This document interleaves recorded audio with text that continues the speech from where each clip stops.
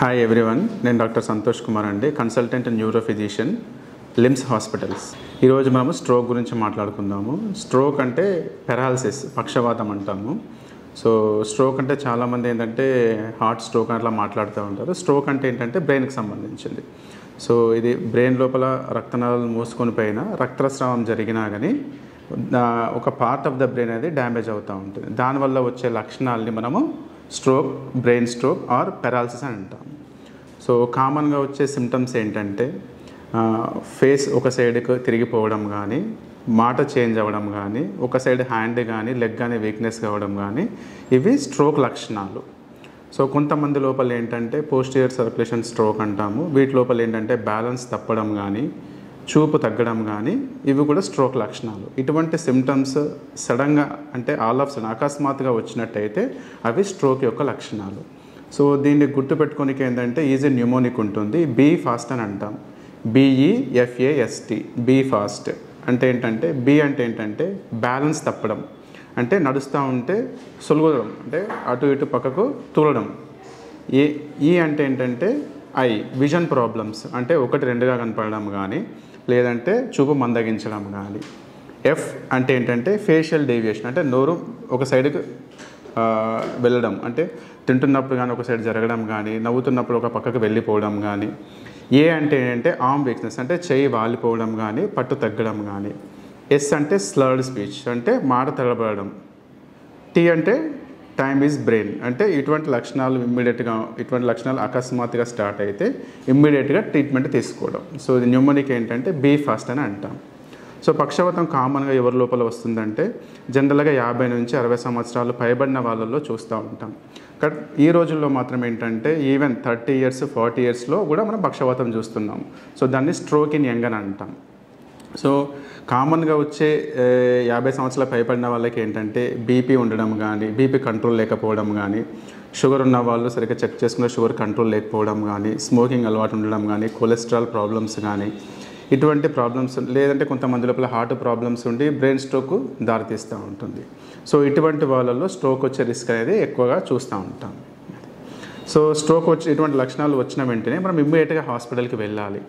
So చాలామంది ఏంటంటే నార్మల్గా జనరల్ వీక్నెస్ అనుకోవడము, దానివల్ల టైం అనేది డిలే అవుతూ ఉంటుంది.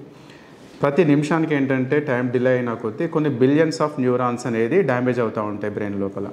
సో డ్యామేజ్ పెరుగుతున్న కొద్ది ఏంటంటే మనకు డిజేబిలిటీ పెరగడం కానీ, డెత్ రేట్ కానీ ఇంక్రీజ్ అవుతూ ఉంటుంది. సో ఇమ్మీడియట్గా హాస్పిటల్కి వెళ్ళినట్టయితే మొదట మనము సిటీ స్కాన్ కానీ, MRI స్కాన్ కానీ చేసి చూస్తాం. సిటీ స్కాన్ ఎందుకు చూస్తాము అని అంటే బ్రెయిన్ లోపల రక్తస్రావం జరిగిందా లేదా రక్తనాళం మూసుకొని పోయిందా అనేది ఫస్ట్ సిటీ స్కాన్ చూస్తాం. సిటీ స్కాన్ చూసిన తర్వాత అవసరమైతే MRI చేస్తాం. సో దాంట్లో ఏంటంటే మనము ఎంత ఎర్లీగా హాస్పిటల్కి వెళ్తే అంత రిజల్ట్స్ కూడా అంత బాగుంటాయి. సో మనం ఏంటంటే ఫస్ట్ 4.5 hours అనేటి మనము గోల్డెన్ పీరియడ్ అంటాం. సో మొదటి 4.5 గంటల లోపల మన హాస్పిటల్ కనుక వచ్చినట్టయితే అప్పుడు ఏమవుతాయంటే, ఒకవేళ రక్తనాళం కనుక మూసుకొని పోయి స్ట్రోక్ వచ్చినట్టయితే మనము ఆ క్లాట్ని కరిగించే ఇంజెక్షన్స్ ఉంటాయి. దాన్ని IVTP అని అంటాం, అంటే క్లాట్ బస్టర్స్ అంటాం. అంటే వితిన్ 4.5 hours మనం ఇంజెక్షన్ కనుక ఇవ్వగలిగితే వీలైనంత వరకు డ్యామేజ్ అనేది మనం అరికట్టవచ్చు. 4.5 గంటలు అని చెప్తాం, కానీ ఇంకా ఎంత ఎర్లీగా వస్తే మొదటి 1-2 hours వస్తే రిజల్ట్స్ అంతా బాగా ఉంటాయి. సో డ్యామేజ్ అరికట్టడం వల్ల ఏమవుతుందంటే రిజల్ట్స్ అనేది, అంటే తొందరగా రికవర్ అయ్యే ఛాన్సెస్ కానీ, తర్వాత లాంగ్ టర్మ్ డిజేబిలిటీ కానీ వీలైనంత వరకు తగ్గించవచ్చు. కొంతమందికి ఏంటంటే 4.5 గంటలు దాటిన తర్వాత కూడా 6 గంటల వరకు ఏంటంటే ఒకవేళ పెద్ద రక్తనాళం మూసుకొని పోతే కూడా థ్రాంబెక్టమీ అనే ఒక ప్రొసీజర్ ఉంటుంది. అంటే కెథటర్ పంపించేసి క్లాట్స్ తీసేసి ప్రొసీజర్ ఉంటుంది. సో అది ఏంటంటే మనం హాస్పిటల్కి ఎంత ఎర్లీగా రీచ్ అవుతే అంత ఎర్లీగా ఎటువంటి ప్రొసీజర్స్ చేయవచ్చు. అది సో 4.5 గంటల నుంచి 6 గంటలు దాటిన తర్వాత మళ్ళీ నెక్స్ట్ ట్రీట్మెంట్ ఏముంటుంది అని అంటే ఏంటంటే బ్లడ్ థిన్నర్స్ ఇస్తాము. దాంతోపాటు ఏంటంటే సిమ్టమాటిక్ ట్రీట్మెంట్ ఉంటుంది. సో దాంతోపాటు ఏంటంటే ఫ్యూచర్లో మళ్ళీ స్ట్రోక్స్ రాకుండా మెడికేషన్స్ ఇవ్వడం జరుగుతూ ఉంటుంది. స్ట్రోక్ రాకుండా ఎలా మనము జాగ్రత్తలు తీసుకోవాలి? సో ఒకటి ఏంటంటే హెల్దీ లైఫ్ స్టైల్, అంటే రెగ్యులర్ ఎక్సర్సైజ్ చేయడము, అంటే అట్లీస్ట్ 30 to 45 minutes ఒక 6 days in a week. Healthy diet తీసుకోవడము, దాంతోపాటు బీపీ ఉన్నవాళ్ళు, షుగర్ ఉన్నవాళ్ళు రెగ్యులర్గా చెకప్ చేసుకొని కంట్రోల్లో ఉంచుకోవడము, స్మోకింగ్ ఆపేసేయడము, ఆల్కహాల్ లాంటివి వీలైనంత వరకు బంద్ చేయడం, ఇటువంటి చేస్తే ఏంటంటే ఫర్దర్గా స్ట్రోక్ అనేది మనము నివారించవచ్చు. సో పక్షవాతాలలో 2 రకాలు ఉంటుంది. ఒకటి ఇస్కెమిక్ స్ట్రోక్ అంటాం, రెండోది హిమరేజిక్ స్ట్రోక్ అంటాం.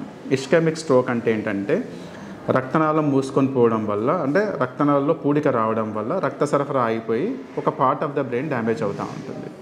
హెమరేజిక్ స్ట్రోక్ అంటే ఏంటంటే రక్తస్రావం వల్ల బ్రెయిన్ లోపల ప్రెషర్ పెరిగి నాడీ కణాలు చచ్చుబడిపోయి ఒక సైడ్ పెరాలసిస్ రావడం. అది సాధారణంగా ఏంటంటే మనము ఇస్కెమిక్ స్ట్రోక్స్ చూస్తాం. Ischaemic strokes 85% of the strokes అనేది ischaemic strokes, 15% of the strokes are haemorrhagic strokes.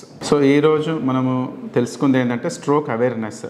అంటే ఎప్పుడైతే ఇటువంటి సిమ్టమ్స్ ఉంటాయో, బీ ఫాస్ట్ అని చెప్పాము కదా, బ్యాలెన్స్ అవుట్ అవ్వడం కానీ, చూపు మందగించడం కానీ, ఫేస్ ఒక సైడ్ వెళ్ళిపోవడం కానీ, మాట తడబడడం కానీ, కాలు చేయి వీక్నెస్ రావడం కానీ, ఇటువంటి అకస్మాత్తుగా వస్తే ఏదో జనరల్ వీక్నెస్ అనుకోకుండా ఇమ్మీడియట్గా డాక్టర్ని సంప్రదించినట్టయితే మీకు ఎర్లీగా ట్రీట్మెంట్ తీసుకుంటే రిజల్ట్స్ అనేది బెటర్గా ఉంటాయి.